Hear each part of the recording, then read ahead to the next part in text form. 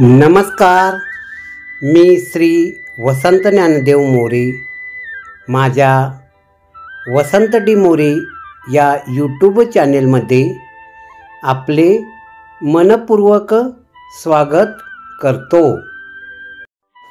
नमस्कार मित्रांनो, आज आपण माझ्या या व्हिडिओमधून ओंकारेश्वर मंदिर पुणे या मंदिर व मंदिर परिसराविषयी सविस्तरपणे माहिती जाणून घेऊया. ओंकारेश्वर मंदिर पुणे या मंदिराची माहिती पुढीलप्रमाणे.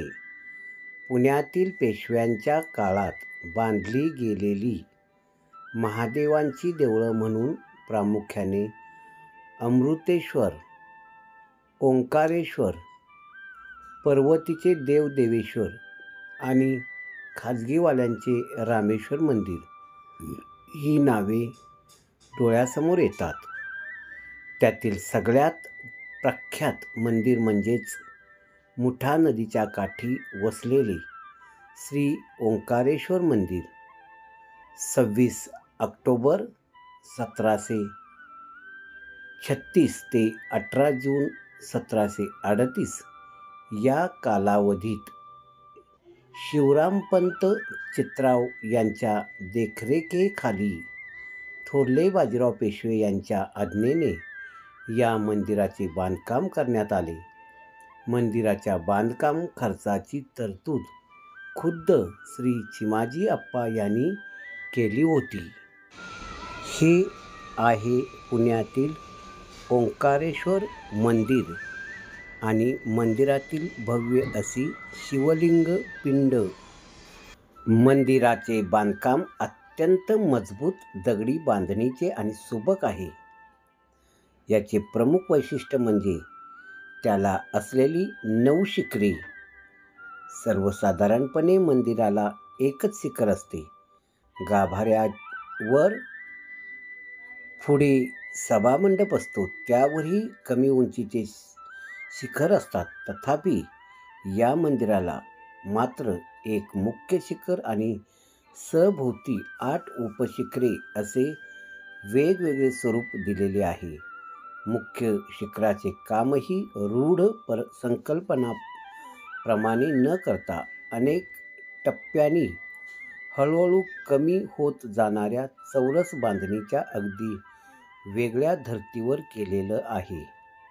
8 उपशिखराखाली असणारे दगडी घुमट वेगवेगळे आहेत. चौरसाकारापासून ते 24 पाकळ्यापर्यंत त्यांच्यात विविधता आढळते.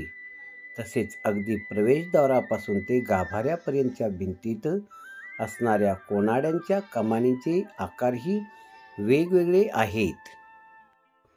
ओंकारेश्वर मंदिराच्या पूर्वेकडे भक्कम तटबंदीत मंदिराचे महाद्वार आहे. समोर एक सुंदर दगडी दीपमाळ आहे. या महाद्वाराच्या वर नगारखान्याची लहान इमारत आहे. महाद्वारातून आत प्रवेश केल्यानंतर फरसबंदी केलेला मोठा चौक लागतो. तेथेच मंदिराच्या प्राकारभिंतीमध्ये ओवऱ्याची सोय केलेली आहे. मंदिराच्या गर्भगृहात 3 फूट खोलीवर शिवलिंग आहे. हे शिवलिंग पाषाणाचे असून येथील बाणपिंडी उत्तम लक्षणयुक्त नर्मदेतील दगडाचा आहे. शिवमंदिराच्या बरोबर समोर नंदीसाठी वेगळा आच्छादित चौथरा आहे. मीटरभर उंचीचा देखणा डौलदार नंदी तिथे विराजमान झालेला आहे. पानशेतच्या पुरात या देवळाजवळ असलेला घाट वाहून गेला होता.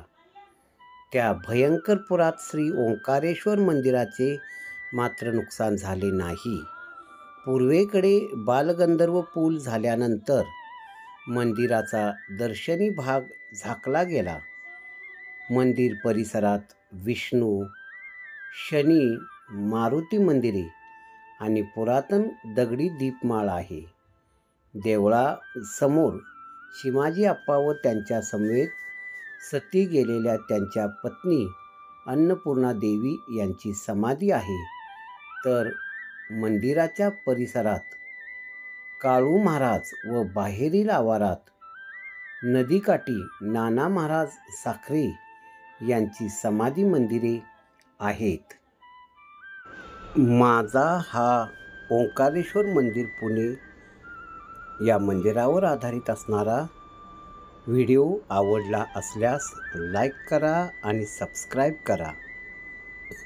माझा हा व्हिडिओ आपण शेवटपर्यंत मनपूर्वक पाहिला त्याबद्दल धन्यवाद.